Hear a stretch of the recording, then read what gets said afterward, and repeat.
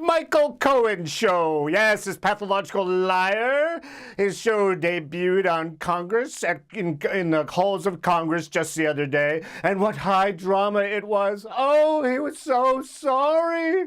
He was so sorry that he had arranged to have Stormy Daniels' kid threatened by a thug. He was so sorry that he had been laboring to deceive, threatening all of Donnie's schools to make sure they didn't reveal his SAT scores. Oh, he's so sorry that he was basically running around as a thug for hire, Trump's fixer for a decade. He's sorry that he perjured himself in Congress about the Trump Tower Moscow project. He really is at heart a patriot. A patriot, yes. And he wants to be accepted back into the bosom of the American Republic. Yes, it was high drama. Not really quite believable. Even down to the check, that $35,000 check that unfortunately does not say reimbursement for hush money payment to Stormy Daniels. No, which leaves Donnie to say, well, he was just reimbursing me for a bunch of cheeseburgers that he purchased for me. Yes, no. The revealing thing about Michael Cohen's testimony is something else entirely.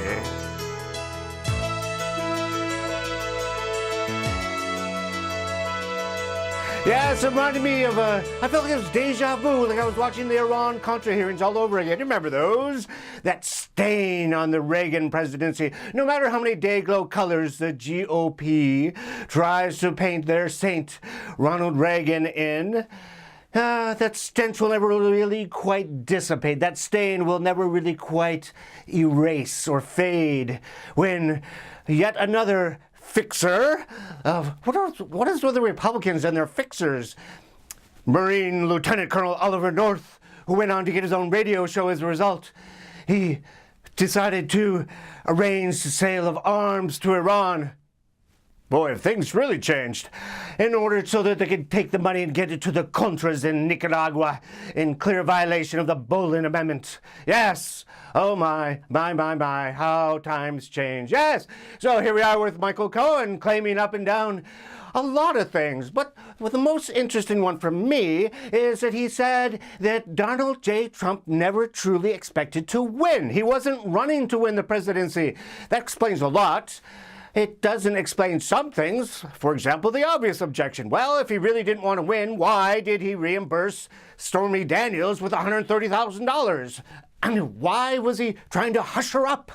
Is he really that terrified of Melania? Reminds me of that Trumpist who said, boy, if my wife looked like that, I'd never leave her alone.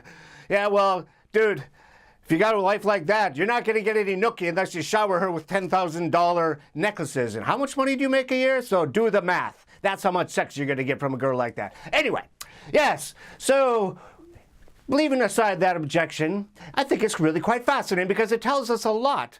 You know, I always thought it was about Russian bankers, right? Because we've known for some time now that Donald J. Trump is such an awful businessman that banks, American banks, will not fund him with loans anymore. So he has to go to Russian bankers, Russian mob money to fund his activities, right? Because that is Donald J. Trump's secret power, burning through billions and hiding it by hiding his tax records, right? So I always thought it was that, but no, it must be broken a while ago that it was about a Trump Tower in Moscow. That's what he wants, and that's why he's been doing all these head-scratching things like saying that we should break up NATO. Break up NATO? The 70-year-old security arrangement that keeps the world from having world wars? It keeps our children safe and secure. He wants to break it up. Why? Well, because it makes Putin happy. Yes, he'll spin all kinds of things that Putin wants. He will be Putin's bitch. Why? Because he wants that Trump Tower in Moscow. I never believed that Donnie could be Putin's secret agent or his asset because I just don't think he has the stones for it. And I think Putin believes that. Oh, he'll happily play Trump and say, oh, yes, we can keep talking about that Trump Tower in Moscow. Oh, yes, I just need you to do this or that, you know. But none of it really amounts to very much. Which is why I think when it comes to the Mueller investigation, I really don't believe we're going to find collusion. Why? Because Donald Trump is just too petty.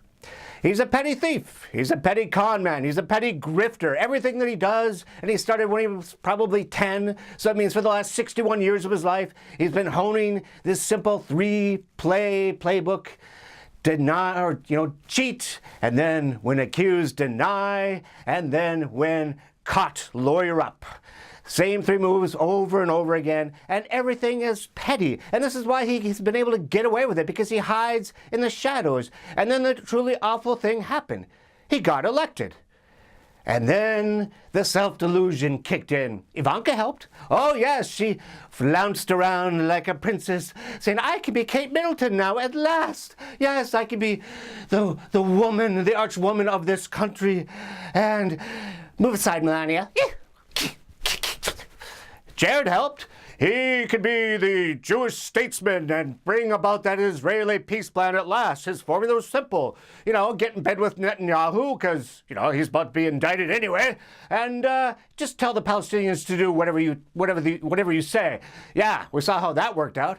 But anyway, this sort of like fantastical, sort of cartoon just lasted for about, a couple days after the inaugural, and that's when suddenly the acting attorney general, that pesky little bitch with a burr under her saddle, Ted, said that, your national security advisor is lying, and so that makes him compromised, that the Ruskies can blackmail him whenever they wish, so Trump had to fire him. And then he got mad because St. James Comey would not be his bitch, so he fired St. James.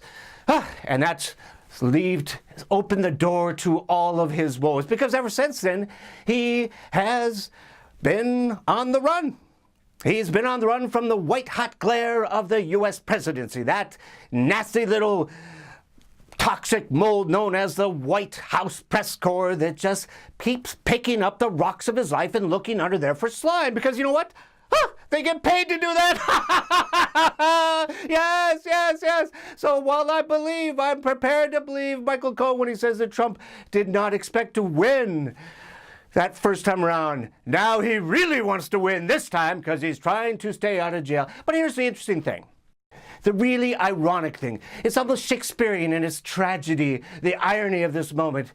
Because he wanted that tower so badly, he just broke all these laws because he truly thought he was not going to win. He never thought that the press corps would ever have a chance to look at him.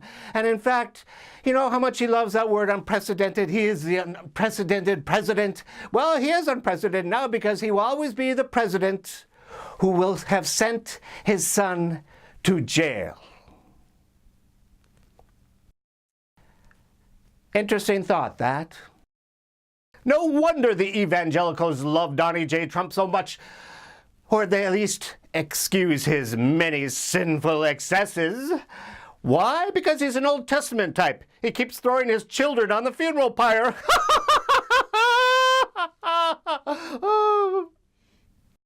So yes, I was wrong. It wasn't about the Russian bankers. At least not that much. It was more about a building. And as unprecedented as Donald J. Trump likes to consider himself, it will end up being about a building, just not the one that he thought it would be. In fact, Junior, who loves to perjure, is going to go to jail. So what do we do about this? I think that when all is said and done,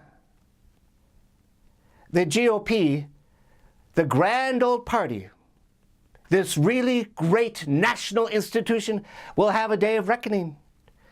It will have a stain much deeper and darker and longer lasting than Iran Contra.